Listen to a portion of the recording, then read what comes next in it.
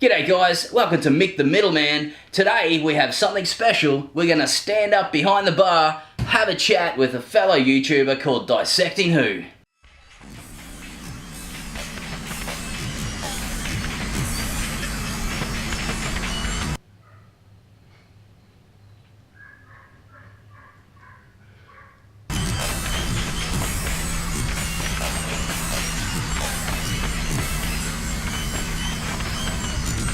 Hey mate, how you doing? You're looking a little bit worried there, man.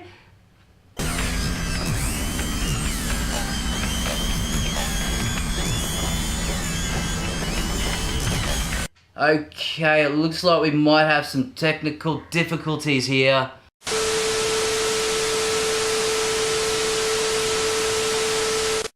How's it going, fellas? Young Alex here. Gonna have a bit of a YouTube yarn. What's been happening, man? Nothing much, mate. Yeah, sorry about that. Bit of a brutal aesthetic. What's going on? Like, what? You look like you're in a bit of a weird Emotional headspace. state. Yeah. No, I like dark aesthetics and, you know, brutal tones and the darker side of life. David Lynch and whatnot. Darker side of life. Isn't that something by... No, that's not...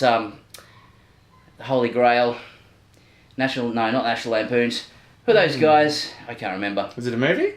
It's a whole genre. Those English dudes that just do weird crap. Monty Python. That's it. Yeah, Monty Python. I don't know why. The Bright Side of Life. Oh, Yeah, Eric the Idle. bright Always look side. on the bright side. Yeah. So we're going opposite today. We're looking on the dark side of life. Yeah. I remember I posted that video of me ODing on the Wake and Fright DVD. I remember that one. You commented. I forget what you said, but you seemed a bit worried. You're like, I was a little bit It's worried. pretty dark, man. It was, you know what? I was watching the whole thing, and it was good. Like there was some really, I could see some really old school director kind of influences there. Yeah, cheers, man. And then the feet hanging. I'm like, No.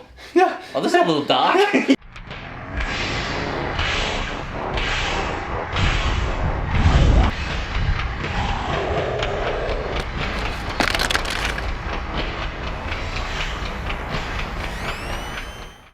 Maybe he's not okay. Yeah. But it was in reference to the Solo movie, right? Yeah. Which I was expecting to be very disappointed about. But you end up liking that one. Yeah, it was a reasonably executed film. Yeah. A nice, solid action film. Yeah. I guess.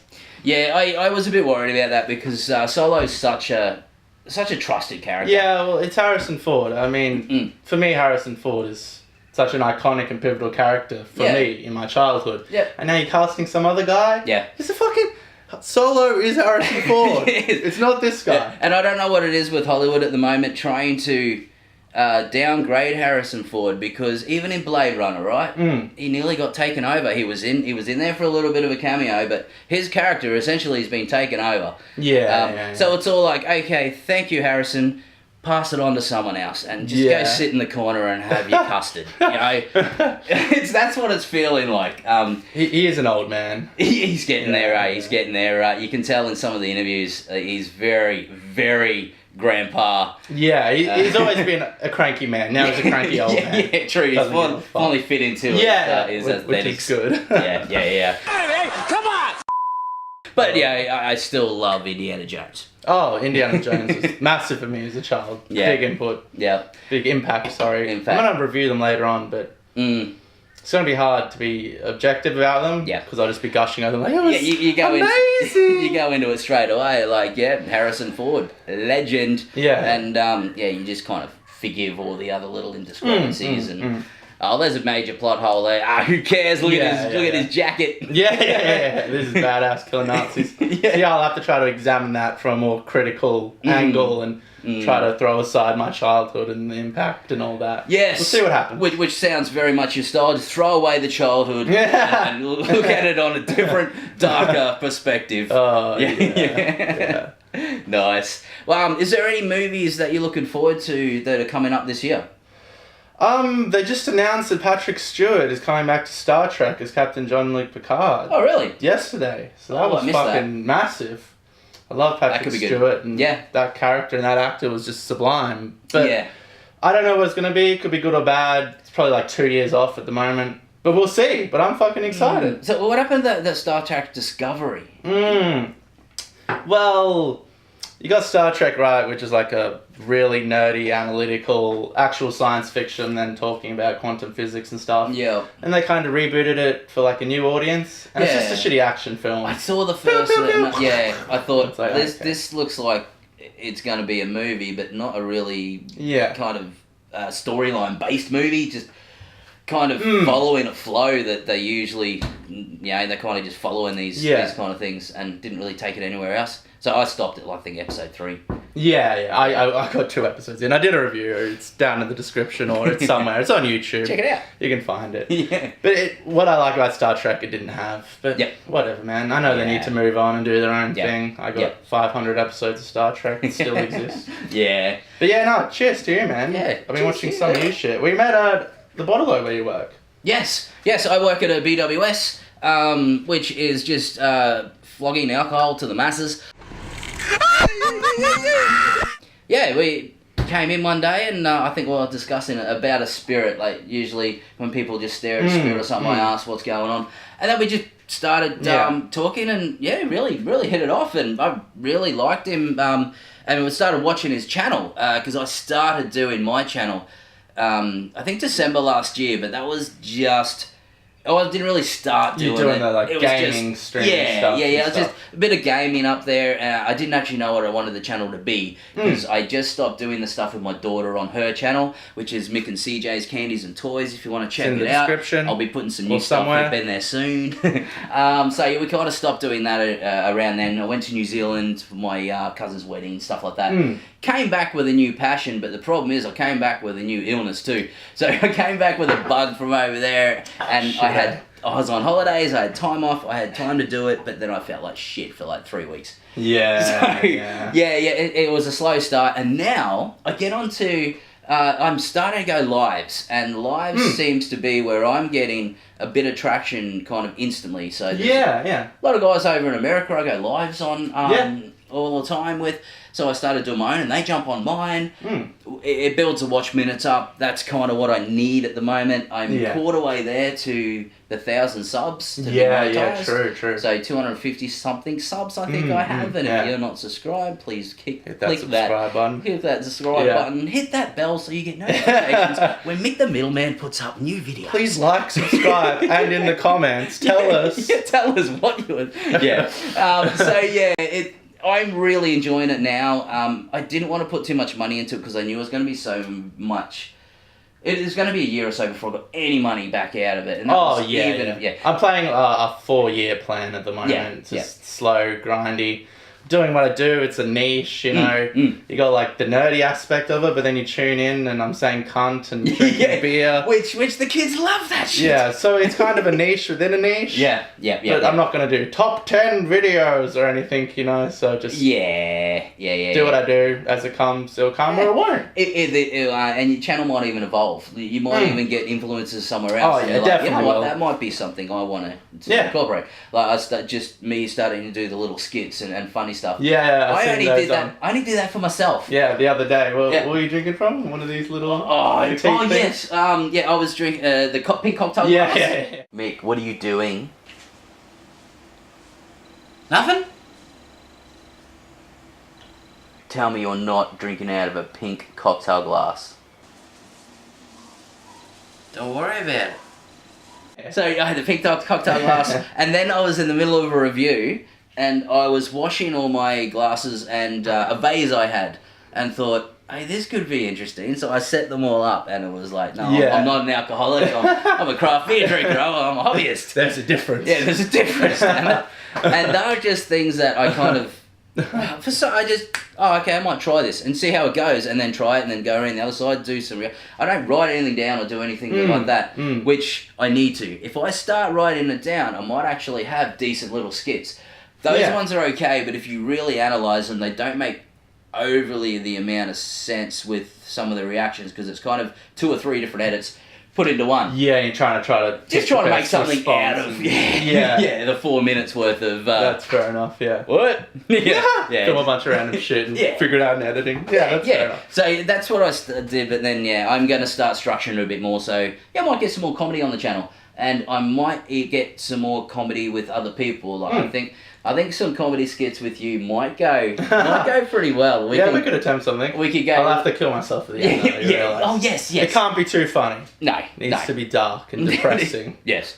But then when you kill yourself, maybe there's a trickle of a rainbow blood or something like that. Just keep it light. Well, killing yourself can be funny. Oh yeah, it can be, depending on how. Mate, the bathtub and you're dropping a toaster or. And then the toast needs to pop when it hits the water. That's the punchline. That's exactly what I was going to say. Comedy and tragedy.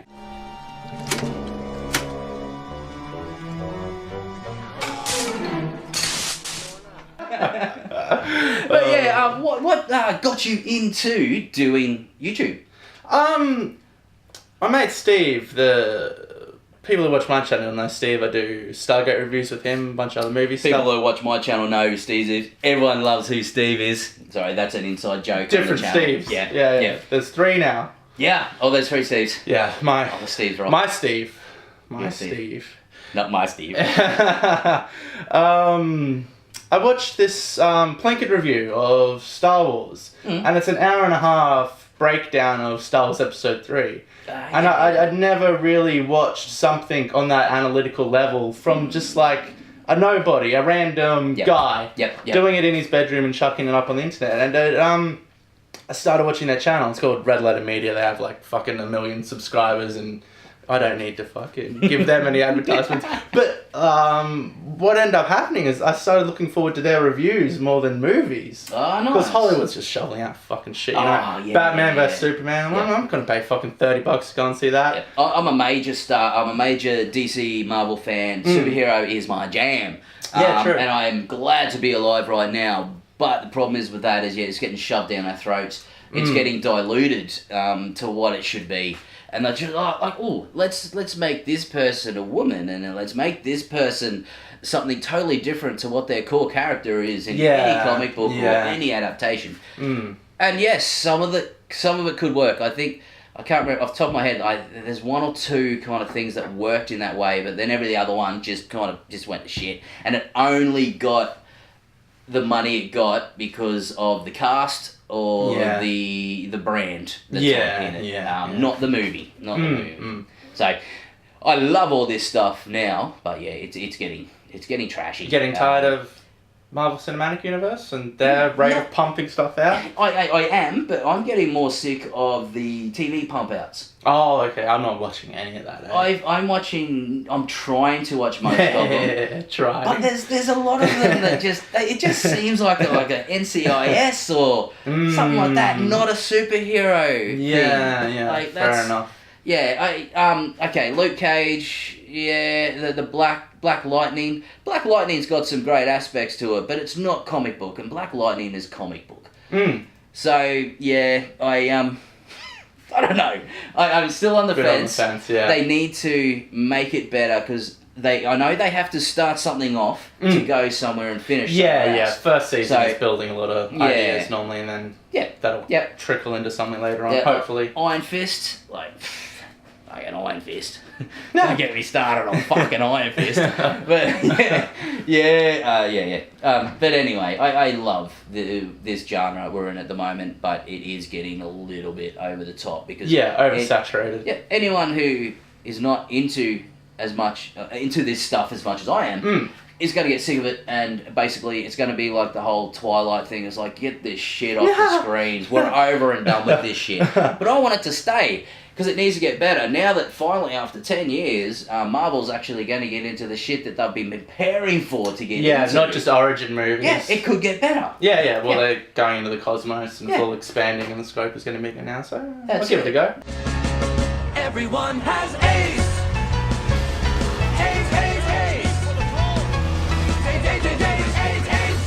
Cheers, fella. You can have another one of them if you want. No, I'll go with Tom. Alright, cool. Just in the box there. Cheers, fella. Grab a beer. I'm not going to analyze ton. Yeah, ton's good. Just a good fridge filler. Nice and cheap. This one does the job. This carton cost me $17. Oh fuck! Really? Yeah. Holy fuck! That's crazy. So $10 off on the receipt rewards. And staff discount. Yeah. Yeah. True. Yeah. So I started watching these YouTube reviews, and it's just a whole world I wasn't even aware of, and then. I was watching Doctor Who one night and drinking red wine, and I was like, I'm gonna do a thing. Gonna do a thing? Yeah. You did a thing, and I set up the camera. It was dodgy and horrible, and I didn't know how to do it. But you can have an extensive plan, and you can work all this shit out, or you can just jump in and do it, and then it's done, and learn as you go. And that's what I've been doing this whole time, just learning as I was going. And see what works, see what didn't work, and you make your changes from then. Yeah. I knew my camera was shit. So was mine at the beginning. Yeah, a crappy camera I bought for $69 down at some second-hand shop. Just an old handy cam. But it did what I needed to do. I needed a flip-out screen so I could actually see what I was doing. And it served the purpose. Now I have a phone, I use that. Yeah. And I'm going to get a webcam. That's going to be it. So I'm getting more quality into the production. Well, as you learn to be more of a presenter and how to word stuff better and editing gets better, all the equipment should slowly start coming in as well. That's it. I do words great. I definitely speak good words English on camera. Yeah. Words come out. This is something I wanted to ask you too, because when I first started, like my first episode, I think I sat down and I watched the episode, and I had a big glass of wine. I drank that, and I went in and I had a big goblet of wine, and I drank that. And the alcohol, it adds something. Oh yeah, it does. It's like the inhibitions are gone, and I say like politically incorrect, or I take a joke further than I would if I was sober. Yep. It allows me to be freer and not think about what I'm doing and go off on tangents. It's the social lubrication. That alcohol adds to it. And absolutely. Basically, yes, you might be just doing a review by yourself in front of a camera, but that camera to you mentally is a person. Yeah. So you should be imagining there's people out there, hopefully. Exactly. He's out there? Yep. Are you naked though? Like, I am imagining you naked, and I hope that's better than masturbating while watching us. Oh. I mean, I guess. That guy is. Look at him. Go for it, buddy. Dude! You fucking go for it. You're a fucking... Yeah, he's still going. He won't stop. He's almost there. But we'll let you finish, mate. Yeah, go for it, mate. So there's definitely an edge which is added to it. But I got tired of drinking, and I went to a bar where I was just drinking coffee by the end, and it was different. It didn't have the same feel. Yeah.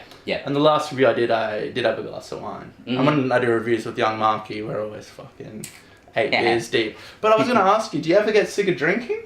And if you do, what do you do then? Yeah, okay, so when I'm on the way to work in the morning, sometimes I've got a little bit of a dusty hangover, and you're thinking, you know what, I don't need to drink tonight. No, I should be right. Yeah. But by the time you finish and you get home, hard day's work. The whole habit thing kicks in. And instead of grabbing a water, because no good story started with, I grabbed this water, right? But I grab a beer, and it just falls into a whole habit thing. So I don't really get sick of drinking. There's sometimes I don't really want to drink, but when it comes to the reviews, I'm doing stuff that I've never tried before. Yeah, that's true. And it's stuff that really interests me. So it's not just a normality to it. There's actually an adventure to it.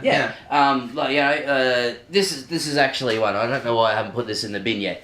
Did this one last week. So this one is a 12% alcohol Molotov cocktail from Stamford, Connecticut, I think this is. Evil Twin Brewing. No, Brooklyn, New York. Oh. Yeah, Molotov cocktail. It's an IPA, an Imperial India Pale Ale. So it's an IPA, but an Imperial IPA, and it's got mango and orange added. And it was like a juice with the pulp and float through it. Oh, really? But it had when it warmed up, you can get more flavour out of beer when it warms up. So when it warmed up at the end, it was intense. True. But it wasn't too bad. Like it's that kind of stuff that You wouldn't drink this just in a normal situation, just in a sit down. I was drinking a dirty old, like, fucking box of wine, 5 litres for $10. See, where you're doing the beer, the equivalent for that, for me, would be the episode. Yes. It'd be like if you were coming on and drinking a ton every episode, you know? You'd get tired. Oh, hell yeah. And I was getting tired of that dirty old box wine. Yep. And that would definitely be a thing. I would get tired if I was, just drinking a ton, say reviewing a beer, but actually drinking a ton. I would be over it quite quickly. Do you imagine if there was someone who just did like a ton review every week for like 20 years? The same beer, just every week did the same review. Hey guys, today we've got something different for the 534th time in a row. We have Ton Red. Please like and subscribe, and make sure you watch next time. There could be something different. That would be a bit monotonous. You'd lose your viewers pretty quickly. There. Probably fall into some deep psychosis and go off the rails. I would imagine. I would assume, and I would be disappointed if they didn't. Well, that could add to the channel. The guy goes off the rails. You're watching a guy just fall apart on screen. His life crumble around him. You're going to get the train enthusiast with that title, at least. There's people out there. There are. That's a thing. That's a thing. It is a thing. I've seen a video of like a 40-year-old dad guy at a station with his phone, and a train comes past. And to me, it looks like a train. Yep. But this guy just starts jizzing his pants like, oh, this is a 1965 locomotive. Oh, and it has this and that, and oh, and look at the steam. Like, and he's going. I saw that one. Oh my God! Woo! Listen to that horn! Oh my God! Oh, she's beautiful. She is beautiful. Yeah. All right. Oh my! Oh no! It's a BL2 too! The SNC 52. Oh man! Yep. Whoa. Yeah, all but had his penis in his hand. Just on the way, just as it goes past. But I did see that one, and I don't get it. I got a mate who likes trains and that. Yeah. I don't quite get it myself. Yeah. But I'm not into cars or anything either. I mean, people don't get fucking 50-year-old episodes of fucking Star Trek. It's corny as fuck, and the special effects are lame, and it's corny and cheesy. Yeah. And I do, so, different people, different walks of life. That's it, absolutely. If he wants to jizz over a train, he can. Yep, go for it, mate. He probably doesn't like Star Trek. Just ask He Thomas might be first, sober. Yeah, he might be 100% sober, but he just might really love trains. Maybe. There are weirdos out there. There are some weirdos out there, like just... Hello, I'm one. So I obviously met you at the Bottle-O, and I started watching your videos and the brew reviews. I've never really seen anyone analyse alcohol to that level. Yeah, okay. I worked, because I'm a chef, I worked in a vineyard briefly. Not really a vineyard, like a function centre. I did the cooking there. Oh, yeah. So we had some wine tastings, and these people would waffle on. Oh, the fruity bouquet and the tannins, let it breathe.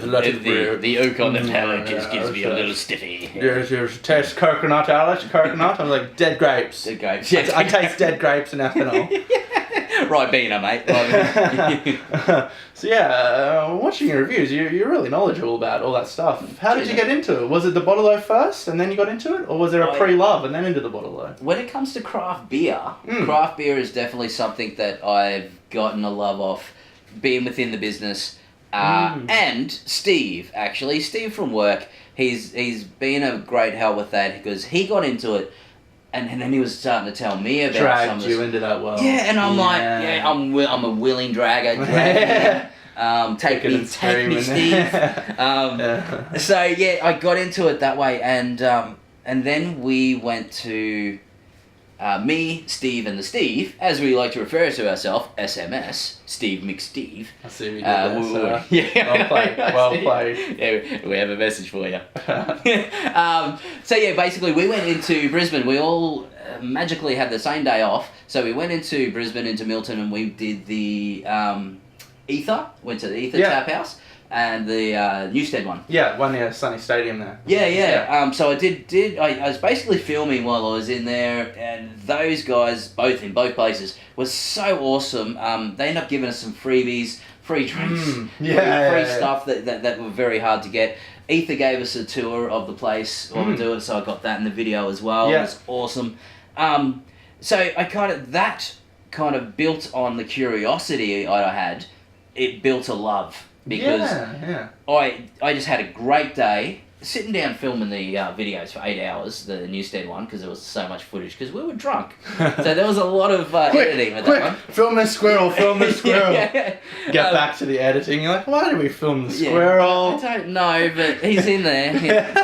But yeah, it created a love on top of an interest. And so that day we went to a bottle-o in Stafford, and I ended up grabbing $230 worth of craft beers to set up my next, 15, 16 videos. Yeah.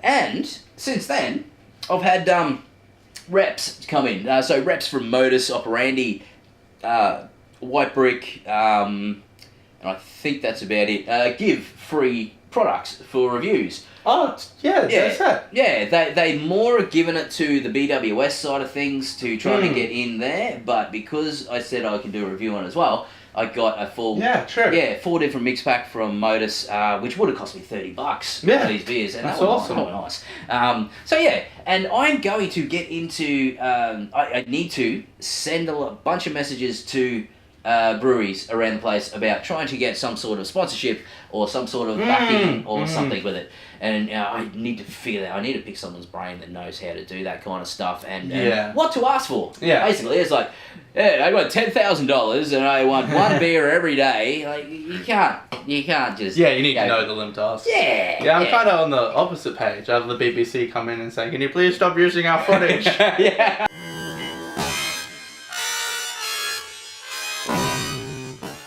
Mr. Campbell, we don't like what you're doing here. I don't like the 3 views that you got on that one. I'm taking it down. Taking your money for it. Yeah. bloody bastards picking on the little guy.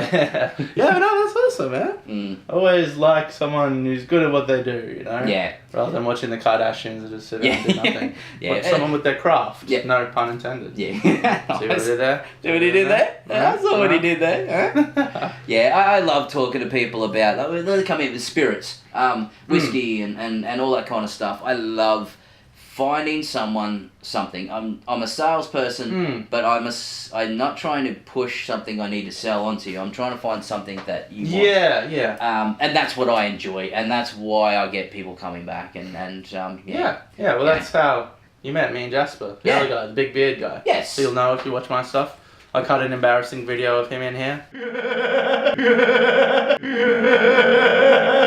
You sworn on your channel before? I think I've dropped a couple of basics.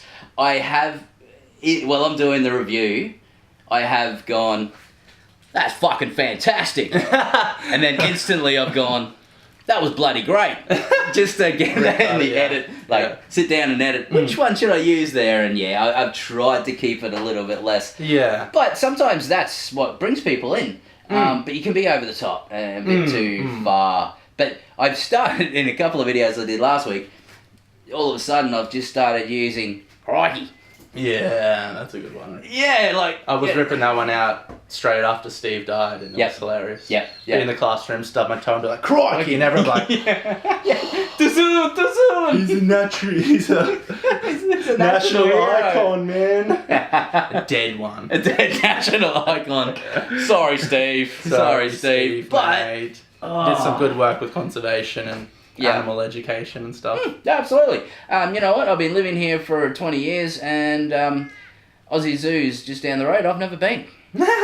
I'm sure that is some fickle husk thing, just trying to sell you merchandise. And so if you would like to send me some tickets, just put it down to Mick the Middleman in YouTube, Yahoo, .com.au. And we'll review it. Yeah, and we'll go and we'll have to have some beers.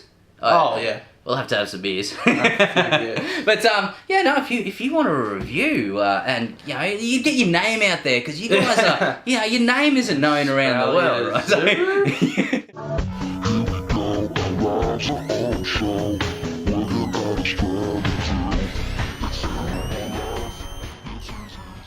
Yeah, we went there once, and when I was married, and the missus was in the car. Steve Irwin was going across the road.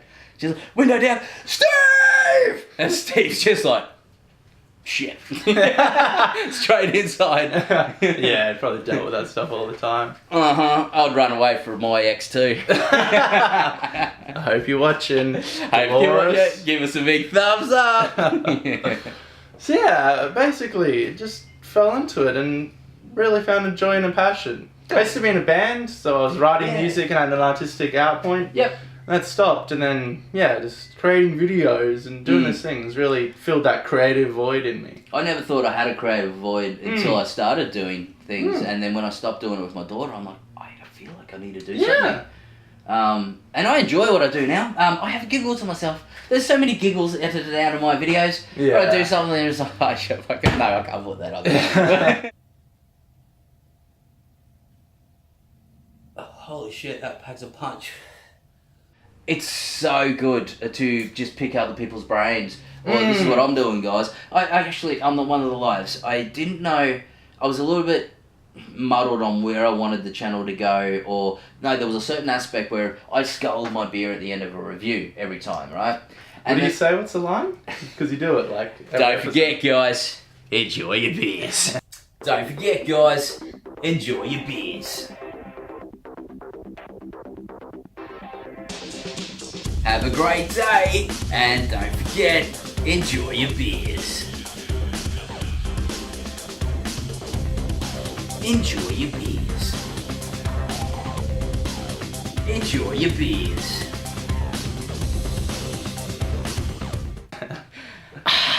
Crikey. Yeah. So basically, the problem is I spend so much on these beers, right? The guys in America spend $7.68 for a 6-pack of 8.5% IPAs. Yeah. I would pay $48 for that same thing. Yeah. So I'm paying... Australia. Australia. The land of the living. No. Unless it's Steve Irwin. Hey! See what he did there? But yeah, go on. Sorry. I interject. Yeah, so 10 to $15 a beer, and you don't really... I end up having about that much of it by sipping and reviewing. Yeah. And then it's a skull at the end. So sometimes I'll actually want to savour that and sit down and sip on it. So, enjoy it. Yeah, so what I did on live is I asked the guys, like, okay, for my last 23 videos or 30 videos, I've done, don't forget, enjoy your beers, skull, and that was it. And then there was a couple, when I did that, I'm like, fuck, I really wanted to sit down and enjoy that and sip on it. So now I'm starting to, especially if it's a large can, pour less out of it and put the rest of it aside and then sip on that after the video. Yeah. And there's a couple where I haven't sculled it and I have put it aside. So I didn't know whether the viewers would be like, hey, he's not doing his thing anymore. And not like it. So basically when I asked them, they were all like, do your own thing. Like, whatever you do, your viewers are going to like it anyway. You have to feel natural and perform how you're going to perform. Yeah. People will pick up on that if you're forcing something. Yeah. And I like to be natural. That's why I don't script anything, and I just basically press record, pull a beer out. I don't even know what I'm reviewing when I press record. Oh, really? I press record, make sure that it's in set, and then pull a beer out. All right, I'll do this one, and then, that's how it works. And I find that gets...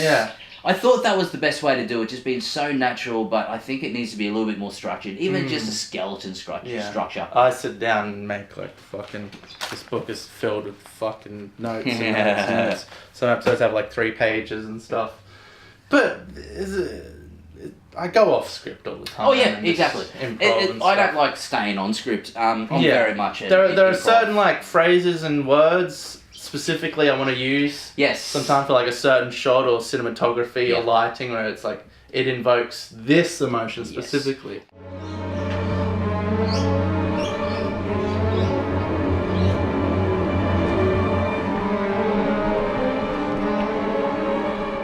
Alright, man. Alright, come on. Cheers for the chat. Cheers, Alex. Everyone who's watching this one, make sure you jump onto Dissecting Who's channel, give him a sub, give him a like, hit that bell, give him some support, because good bloke, does some good content, and if you like the darker side of life, get into his side of life. Yeah. And if you happen to be watching this on my channel, same thing, I'll put Mick's channel right down in the description. go there, crack a cold each. Shit, let me put them away before they go off. Hit the sub button and go for it, man. Later, guys.